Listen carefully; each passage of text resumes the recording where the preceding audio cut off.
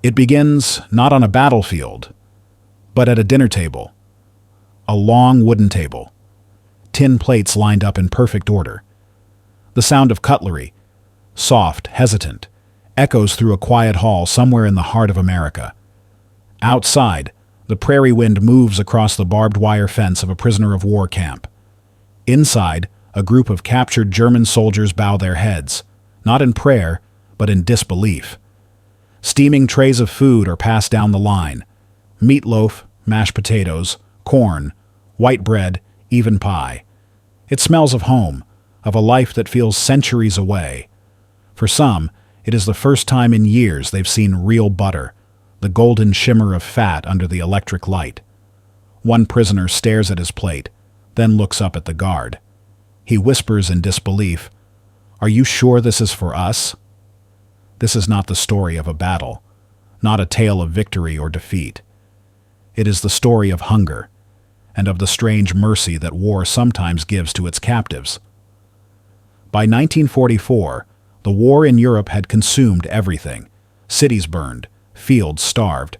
The people of Germany, once proud, once defiant, were now living on rations barely enough to survive. Bread was stretched with sawdust. Coffee was made from acorns. Meat was a memory. Yet across the ocean, thousands of their captured sons, soldiers of the Wehrmacht, Luftwaffe, and Kriegsmarine, found themselves eating 3 full meals a day under the American flag. It was a paradox so bitter, it bordered on cruelty. At first, the German prisoners could not believe it. They had been warned by Nazi propaganda that capture by Americans meant starvation, humiliation, and death. But what they found was different. In places like Camp Algona in Iowa, Camp Shelby in Mississippi, Camp Swift in Texas, they were treated according to the Geneva Convention. They worked on farms, built roads, repaired railways, and at the end of each day, they ate. Properly, and not just food, but dignity. The guards were often younger than they were. Many of them small-town Americans who had never left their state before the war. There was no hatred in their eyes, just routine, fatigue, and sometimes curiosity. One prisoner, a young corporal named Hans, would later write in his diary, "At home, my mother sends me letters saying they queue for bread before dawn. Here, they give us eggs for breakfast. I don't know what to feel anymore." He wasn't alone. Letters from German POWs, now preserved in archives, reveal a shared confusion. Some describe the smell of coffee in the morning, the weight of full stomachs, the sting of guilt, because back home, their families were starving. There is an image from Camp Concordia, Kansas, taken by an American sergeant in late 1944. It shows German prisoners in uniform, laughing under a white tent, eating watermelon on a summer afternoon. Behind them, the stars and stripes hang motionless in the heat. That photograph is not about comfort, it is about contradiction. While Europe burned, while the cities of Hamburg and Dresden were being reduced to ashes, while children dug through rubble for coal, here, in the middle of America, the sons of that same nation were eating fruit under a clear blue sky. And so begins one of the strangest stories of the Second World War. The story of how thousands of captured German soldiers discovered for the first time what abundance tasted like, and how that experience would haunt them for the rest of their lives. Because the war, even when it ends, never really ends. Not in the heart, not in memory. For these men, captivity was not just survival. It was revelation. They arrived as enemies.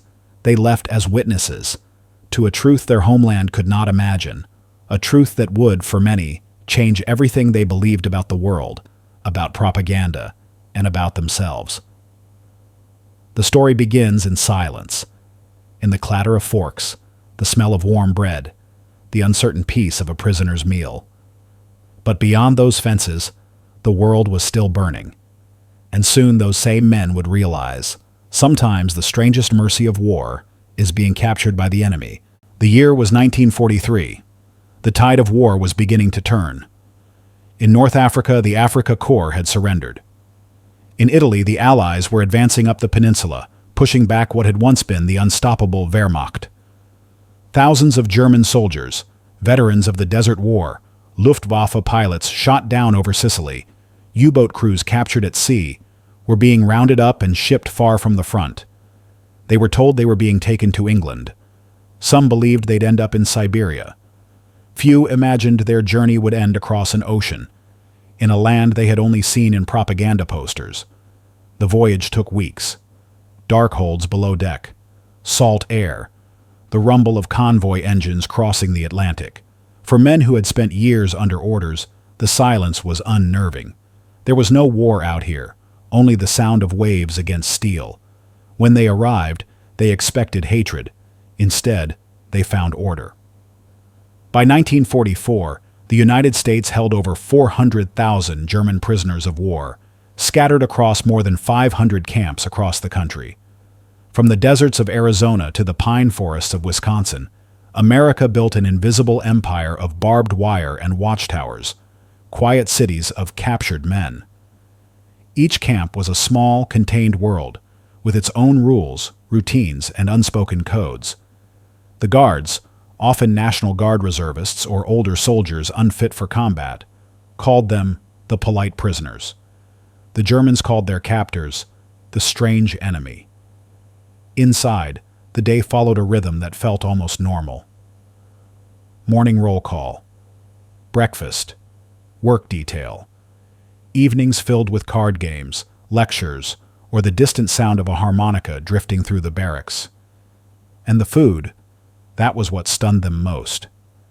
In wartime Germany, civilians were living on less than 200 calories a day. Women and children queued for hours for thin slices of bread or watery stew. The Allied bombing had shattered transportation lines. Food rotted in the fields. But in the United States, the war was far away. The land was still fertile, the factories alive, the dinner tables full. Even during rationing, Americans ate better than most civilians in Europe. According to the Geneva Convention of 1929, prisoners of war were to be fed the same rations as the troops of the detaining power. And so, the Germans, many of whom hadn't tasted real meat in months, found themselves eating the same meals as the U.S. Army. Beef stew, white bread, vegetables, milk, sometimes even dessert. To them, it felt impossible. For the American farmers, it was stranger still. Many camps were built in rural areas, where local men had gone overseas to fight.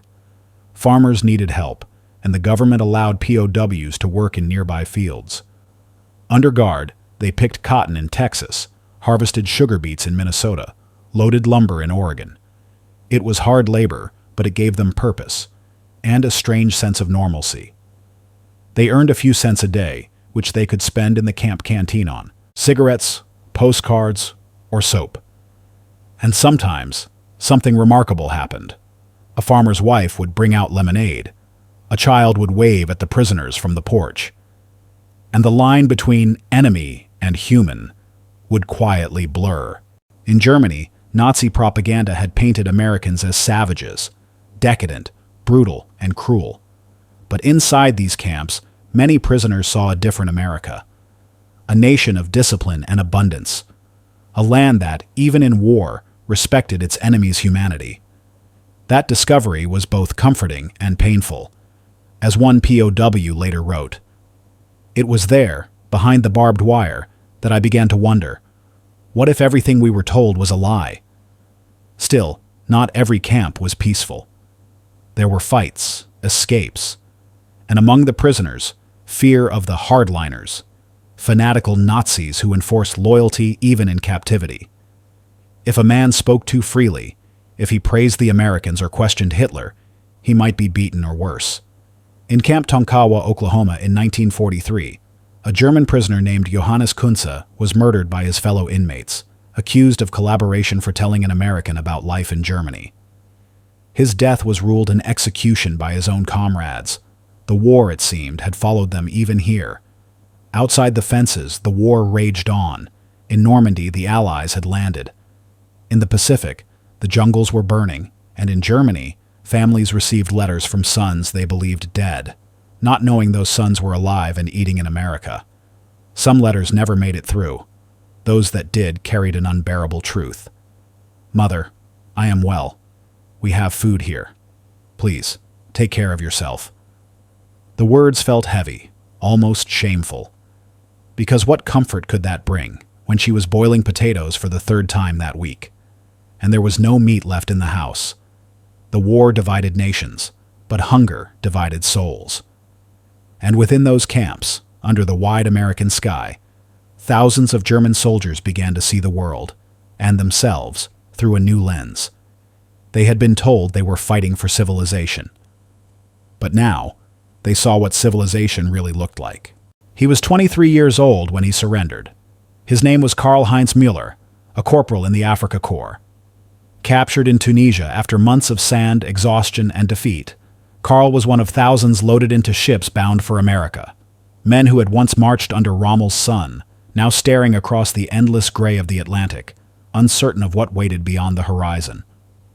In his pocket, he carried a small photograph, a woman holding a child, standing before a half-broken door, his wife and daughter. The ink had faded from sweat and sea air.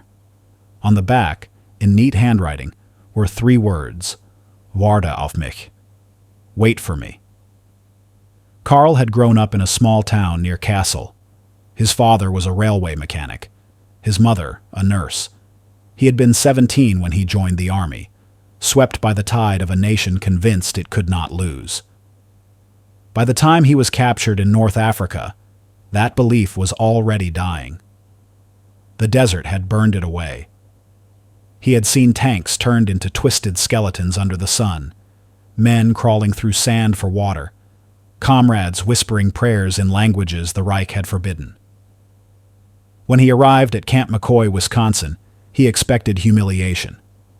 Instead, he found silence, a different kind of discipline. The camp stretched across miles of pine forest and snow-dusted fields. Barbed wire glinted in the sunlight. The American guards, young, polite, often bored, treated the prisoners more like workers than enemies. Orders were given without shouting.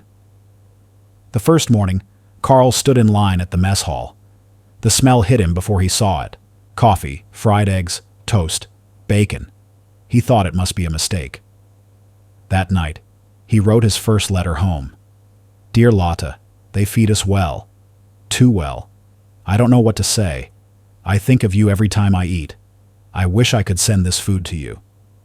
Inside the camp, life developed its strange rhythm. The Germans formed small communities, divided by rank, background, and belief. Some still wore their arrogance like armor. Others, especially those who had seen the front crumble, just wanted to survive quietly. Karl kept to himself. He worked on the camp farm detail, planting corn, fixing fences, cleaning stables. His hands, once used to rifles, now turned soil. It was work that reminded him of home. And yet, every day, something inside him shifted. It started with the guard who shared his cigarettes, Private William Harris, 19, from Iowa. A farmer's son with a slow voice and a calm kindness that disarmed even the proudest of prisoners. One afternoon, after a long day in the field, Harris offered Karl a cup of cold lemonade from his canteen. Karl hesitated, then took it. The sweetness startled him. He hadn't tasted anything like it in years. "Not what you expected, huh?" Harris said, smiling. Karl nodded.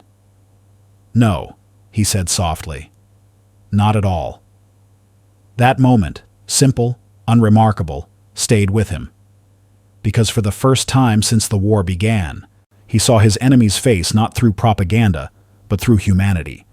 Still, not all saw it that way. In the barracks, the loyalists, fanatical Nazi believers, watched everything. They whispered in corners, held secret meetings, marked anyone who spoke kindly of the Americans. Karl tried to stay invisible. But one evening, as he read a smuggled newspaper clipping showing the bombing of Kassel, a man named Vogel, an SS sergeant, noticed him whispering to another prisoner about his family. "You're getting soft," Vogel said, voice low. "Don't forget who you are." Karl didn't answer. He looked at the photograph in his hand, then at the full plate in front of him. Meat, bread, milk, and thought of his wife and daughter standing in a ration line somewhere under falling ash. That night, he couldn't eat. Days turned into months.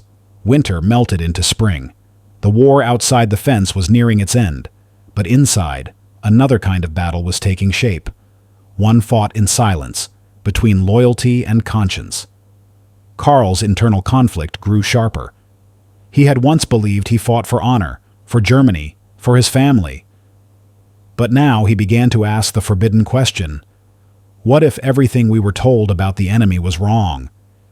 He began writing again, not letters to his wife, but notes to himself, fragments of thought, reflections he hid beneath his mattress. We were told the Americans were monsters, but they build, not destroy. They feed even those who fought against them. Is that strength or mercy? Outside the camp, rumors began to drift in, of German cities reduced to ruins, of refugees walking west, of Hitler refusing surrender. The prisoners listened in silence. Some cheered, denying the reports. Others sat still, staring at the ground, unable to speak. Carl said nothing. He only whispered one thought to himself: if my family saw what I see now, they would not believe me. In that quiet war behind the wire, something profound was happening. Not a battle of guns, but of truth. Because sometimes the hardest thing for a soldier to face is not defeat, but discovery.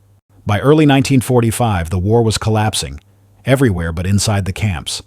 For the men behind the wire, the days remained strangely steady. 3 meals, morning roll call, work, sleep. Outside, entire cities were being erased from the map. Inside, time moved in circles.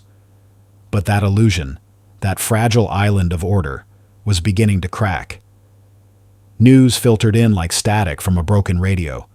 Whispers of the firebombing of Dresden, of Berlin under siege, of Hitler hiding in a bunker. Letters from home stopped coming. Those that did arrive were fragments, desperate, coded, and thin. Carl received one last letter from Lotte. It was written in shaky script. We live mostly on potatoes now. The house next door is gone. Little Anna is growing, but thin. Don't worry for us, just come home. He read it 3 times, then folded it carefully, sliding it into his pocket like a wound that would never heal. That night, in the mess hall, the men ate in silence. Outside, the wind carried the sound of the American flag flapping against the pole, a sound Carl could no longer ignore. It was around this time that the first camp riots began across the country. Not all prisoners handled the tension the same way. The fanatics, the diehards, saw the war's end as betrayal. They refused to believe the Reich was falling. Some turned their rage inward. At Camp Papago Park in Arizona, 25 U-boat officers staged an elaborate escape, tunneling under the fence like shadows in the sand. They were all recaptured, most within days, but the act was less about freedom than defiance. In Camp McCoy, Carl watched his own barrack fracture. Vogel, the SS sergeant, began enforcing discipline. He formed a secret circle, a shadow hierarchy inside the camp, punishing anyone who showed sympathy toward Americans or expressed doubt about Germany's victory. The line between soldier and prisoner vanished. The war had followed them into captivity. One evening, Carl was returning from work duty when he saw something strange. A group of American guards unloading crates near the kitchen. The smell of roast meat drifted in the air. Rich, heavy, unmistakable. Sunday ration, Harris told him with a grin. You boys get steak tomorrow. Carl stared, speechless. Steak. He thought of the letter in his pocket, his wife boiling potatoes in a ruined kitchen. He could almost hear the quiet clink of her spoon against an empty pot. That night, Carl didn't sleep. He lay awake, listening to the faint laughter of prisoners talking about the meal to come. In that laughter, he heard guilt. And he wasn't alone. The next morning, as the mess hall filled with the smell of cooked beef and onions, Vogel stood on a table and shouted, "Do you think this is victory? Eating from the enemy's hand? You disgrace the uniform you wear?" No one moved. No one answered. but the silence had weight. Vogel's eyes swept across the room until they found Carl. "You!" he barked. "You write letters home. You talk to them. You forget who you are." Carl said nothing. He picked up his fork. Slowly, deliberately. "I haven't forgotten," he said quietly. "I just remember what hunger feels like." The room froze. Vogel stepped down, face red with rage. He grabbed Carl by the collar, spitting words half German, half madness. "You shame your comrades. You're a traitor to your own blood." The American guard moved in, separating them before it went further. But the damage was done. From that day on, Carl knew he was marked. The next weeks were tense. Vogel's group began to isolate anyone who questioned the regime. The Americans, though aware of the divisions, hesitated to intervene, unsure how far they could go without violating the Geneva rules. For Carl, every day felt like walking a thin line between loyalty and survival. Harris noticed the change. One evening, after work detail, he found Carl alone behind the laundry shed, smoking a rare cigarette. "You okay, buddy?" Harris asked. Carl exhaled slowly. "My country is dying," he said, "and I don't know if I should mourn it or be relieved." Harris didn't answer right away. Then he said softly, "Maybe it's not your country that's dying. Maybe it's just the lies." Carl looked at him, a young man from Iowa who had never seen war beyond the fence, and felt something he hadn't felt in years. Respect. As winter turned to spring, rumors spread that Germany's surrender was near. The guards didn't confirm it, but the tone of the camp changed. The drills became looser, the work details shorter, the watchtowers more relaxed. Then, on a gray morning in May, it happened. The news came not from the guards, but from the camp radio, a soft-spoken American announcer reading headlines. "Germany has surrendered unconditionally. The war in Europe is over." The camp went silent.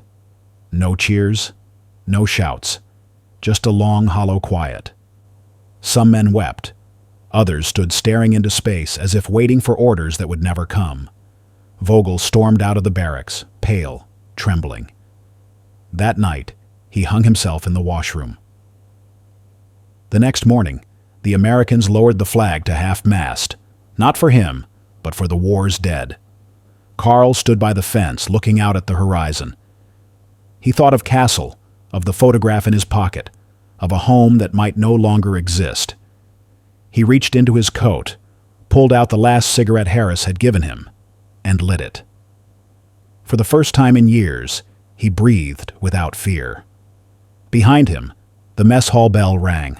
Lunch. The smell of food drifted through the air. Rich, familiar, undeserved. But Carl didn't move. Because now, he understood. The meal wasn't mercy. It was memory. Of everything the war had stolen, and everything it could never return.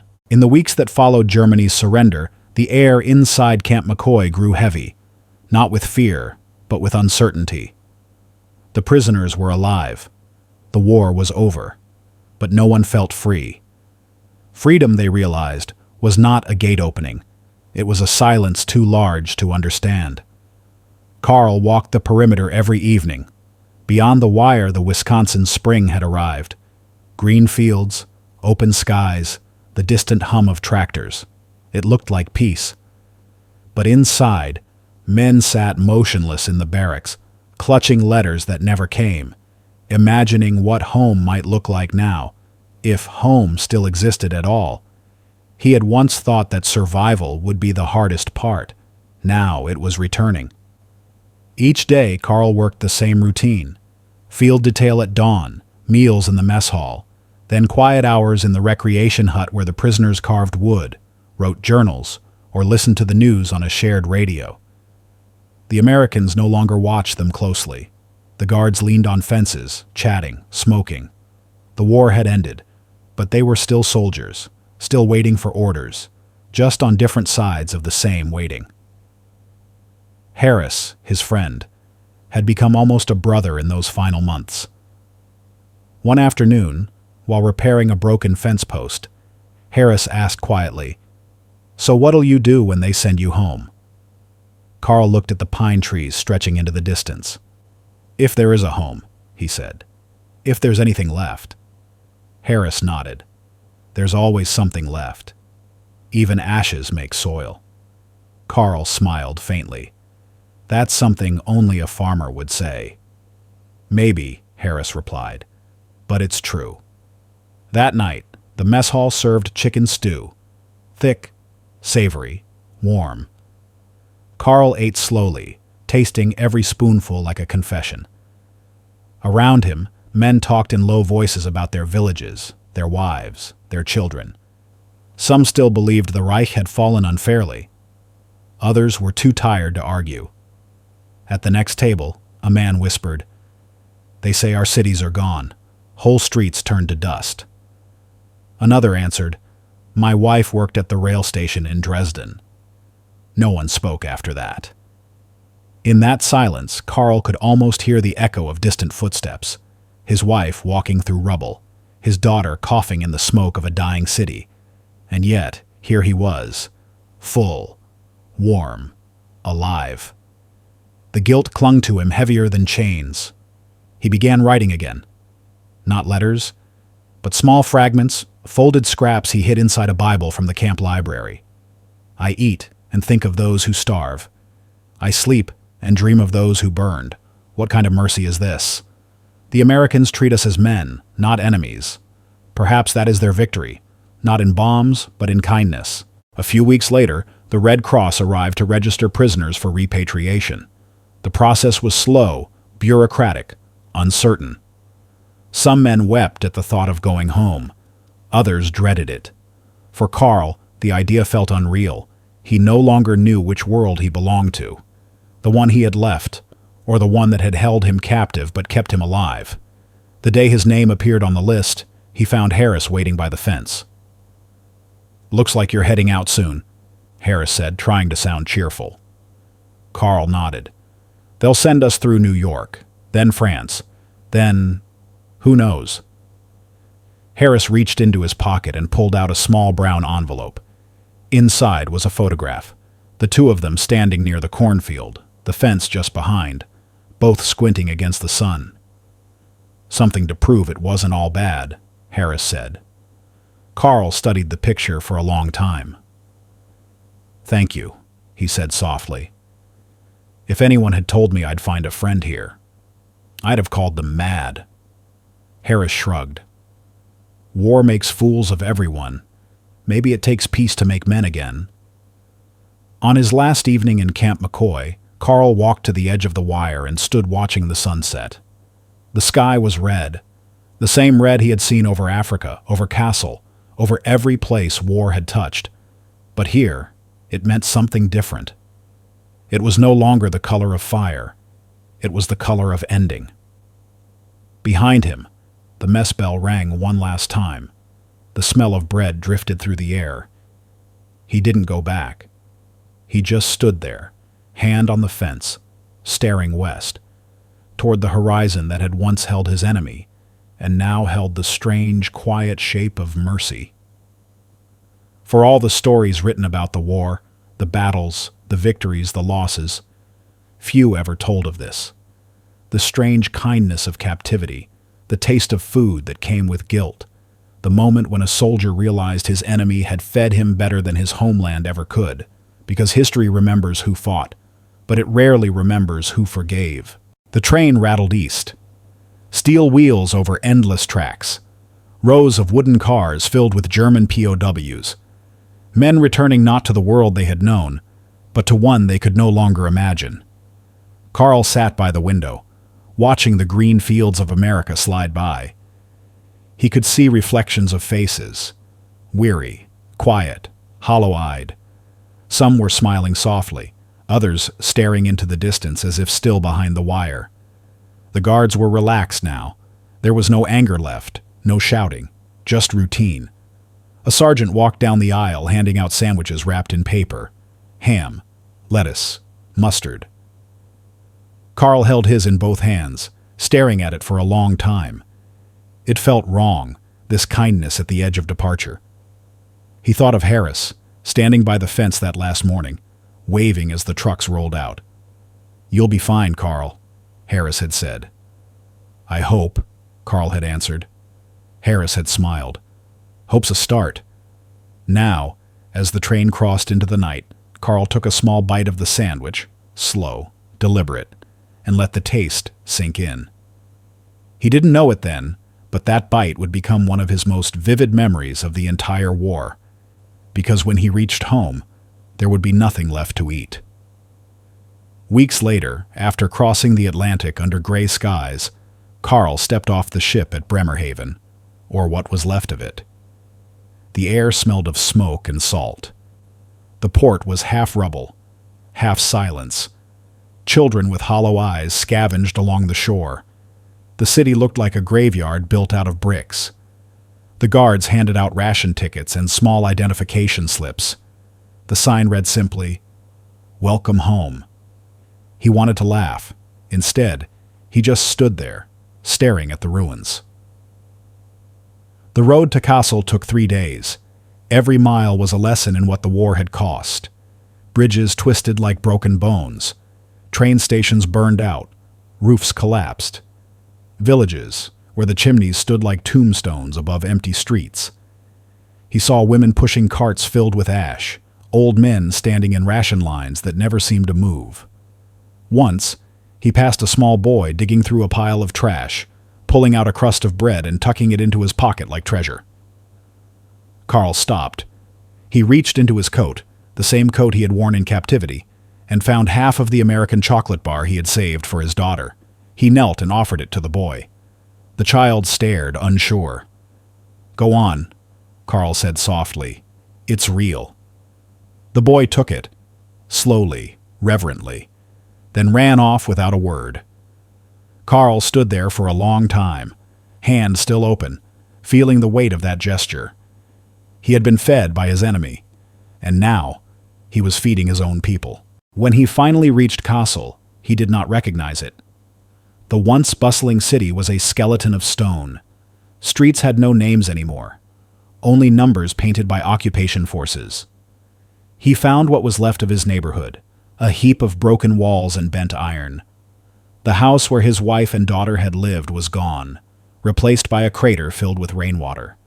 For hours he searched, through rubble, through dust, through silence, until an old neighbor recognized him. "They were alive," the woman said. "Last winter, evacuated south, near Fulda, I think." Hope, fragile, trembling, lit inside him again. That night, Carl sat in the ruins of his old home. The sky above was streaked with smoke from the fires still burning in the city's east. He had survived battles, captivity, shame. But this was different. This was the war's true aftermath. Not death, but emptiness. And as he sat there, he realized the strangest truth of all. The prison camp had been a cage, yes, but it had also been order, structure, life, food at regular hours, work, sleep, even kindness. It had given him something that freedom had taken away, the certainty of survival. Now, free at last, he felt weightless, like a man unmoored from everything that made sense. He reached into his coat pocket and took out the photograph Harris had given him. 2 men smiling awkwardly, standing near a fence under a clear sky. He traced the outline of the image with his thumb. Then he whispered, almost to himself, "You were right, my friend. Hope's a start." The next morning, he joined a group of displaced persons heading south. Along the way, he saw something he would never forget. A Red Cross truck distributing food to the starving. And on the side of one of the crates, in big black letters, were the words, U.S. Army rations. The same food he had eaten in captivity was now being sent to save what remained of Germany. Carl watched as children lined up, holding out tin cups. He stepped aside, letting them pass. When the first spoonful of soup was poured, he smiled faintly. He had lived long enough to see the world turn upside down, to see mercy flow from the hands of his former enemies into the mouths of his own people. And in that moment, something inside him broke open. Not with grief, but with quiet understanding. The war had destroyed nations, but somehow it had not destroyed compassion. He looked at the smoke curling over the hills, then at the bowl of food being passed from soldier to child, and he whispered, "So this is what it means to win." The years after the war were not measured in battles anymore, but in rebuilding, brick by brick, memory by memory. Carl did find his wife and daughter again. Lotta was thinner, older, her face marked by hunger and worry, but her eyes were still the same. Their daughter Anna was 8 now, small, quiet, watchful. She did not remember her father's voice, only his letters, faded and creased from being read too many times. They met in a refugee camp south of Fulda, under a canvas tent that smelled of smoke and wet earth. For a long time no one spoke. Then Lotta reached out, touched his sleeve, and whispered, "You're really here." Carl wanted to tell her everything, the camps, the guards, the food, the guilt. But the words refused to come. How could he explain that he had been treated better as a prisoner than as a citizen of his own homeland? How could he speak of mercy when she had survived on potato peels and hope? So he said only, "I'm home." And for the first time in years, he felt the weight of those words, fragile, uncertain, human.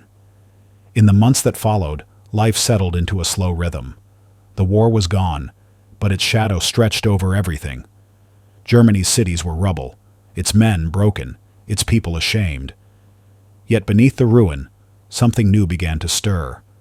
The quiet, stubborn will to live.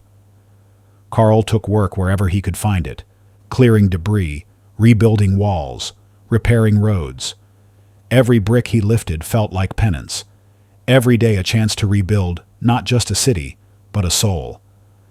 At night, he wrote in a small notebook, his thoughts, his regrets, his strange memories of captivity. One entry read, "I learned the meaning of defeat, not on the battlefield, but at an American table. We called them enemies, but they gave us bread. We called ourselves the master race, yet we were fed by those we despised." In that moment, the war ended, not with a surrender, but with a lesson. Sometimes the past returned in unexpected ways. One day, in 1948, a letter arrived from America. The handwriting was familiar, careful, deliberate. It was from Harris. "Carl, I hope this finds you safe. I heard through the Red Cross that you made it back to Castle. I'm glad. I'm back home now, farming again. Sometimes I still dream about the camp. I don't know why. Maybe because it was the only part of the war that made any sense. Take care of your family, my friend. Harris." Carl read it 3 times. Then he folded it neatly and placed it beside the photograph, the one of them standing near the fence. For a long time he just sat there, staring at the image, thinking about the strange friendship that had survived a war. As Germany rebuilt, the memory of the POW camps faded from public conversation. It was easier to remember the battles, the destruction, the heroism, not the quiet paradox of captured soldiers eating well while their families starved. But for men like Carl, that paradox never left. Years later, when his daughter was grown, she asked him, "Papa, what was it like being a prisoner?" He hesitated, then smiled faintly. "It was strange," he said. "We were behind fences, but for the first time, I understood what freedom could mean." She frowned, not understanding. He didn't explain. How could he? In the 1960s, Carl visited America again, not as a soldier, but as a guest. A cultural exchange program invited former POWs to see the country they had once fought against. He was older now, gray-haired, slower in his step. But when he stepped off the plane and breathed the same clean air he remembered from Wisconsin, something deep inside him stirred. He rented a car and drove north until he reached the small town near the old Camp McCoy. The barracks were gone now, replaced by fields, warehouses, and the occasional monument, but the land still remembered. He found the spot where the fence had once stood, where he and Harris had talked in the evenings. The wind blew gently through the grass. From his coat pocket, Carl pulled out the photograph. Creased, faded, almost white with age. He looked at it one last time. Then, with careful fingers, he placed it in the soil and covered it with a small stone. "You fed me when the world was starving," he whispered, "and for that, I will never forget." That evening, he sat at a small diner on the edge of town.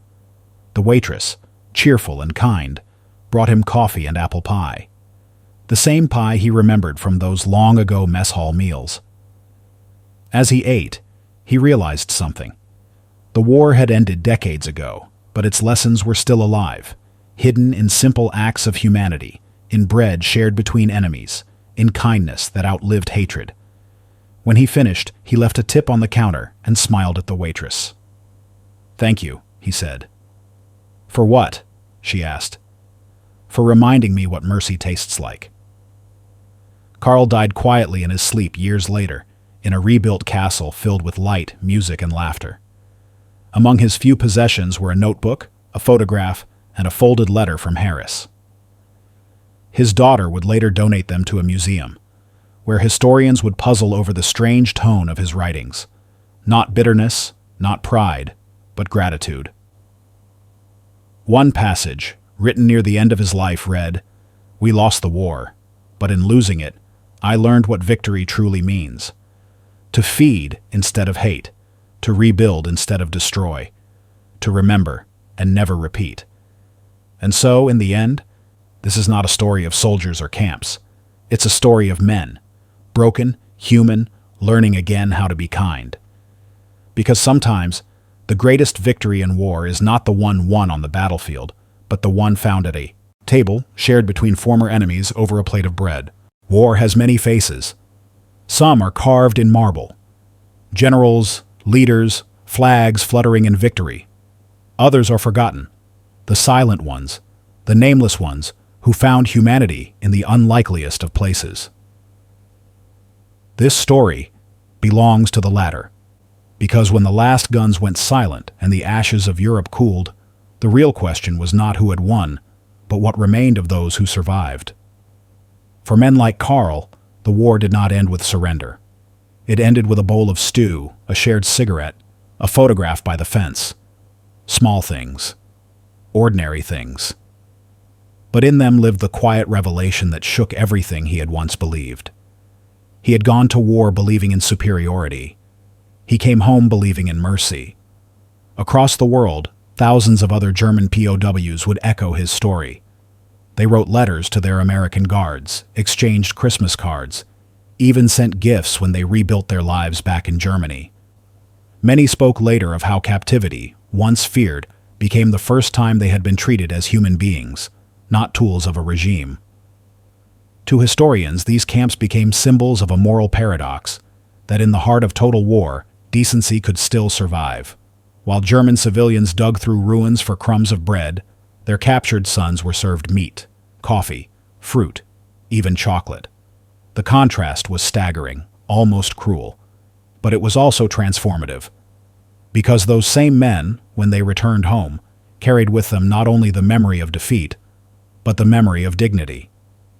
A former prisoner once said, "The Americans taught us democracy not with words, but with lunch." That sentence, simple, almost absurd, was truer than any speech. It captured what no weapon, no treaty, no ideology could accomplish. In feeding their enemy, the Americans did something that history rarely remembers. They broke the cycle of hatred. They replaced fear with respect, humiliation with understanding, and perhaps that was the quiet seed from which a new Germany grew. When we look back now, through the grainy black and white of archival footage, it is easy to see only uniforms and fences, lines drawn between victors and vanquished. But if you listen closely, beneath the crackle of the film reel, you might still hear it.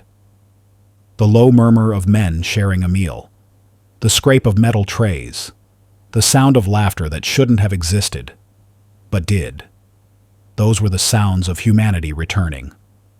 War has always been measured by destruction. How much was lost? How many were killed? how far the front lines moved. But perhaps the truer measure lies in what was preserved, the fragments of kindness that refused to die, even in captivity. A guard offering extra bread, a prisoner helping mend a fence instead of cutting it. Two men, once sworn enemies, standing in silence at sunset, realizing that what divided them was far smaller than what made them the same. When the lights fade and the documentary ends, there should be no celebration, no swelling music, only stillness. Because in that stillness, you might begin to understand the truth this story carries, that humanity, when it chooses mercy over vengeance, becomes stronger than any empire, any ideology, any war. Carl's story, and those like his, remind us that compassion is not weakness. It is endurance. It is the quiet defiance of the human spirit against everything that seeks to destroy it. And in the silence after the war, when no one cheered, when no flags waved, that perhaps was the only true victory left.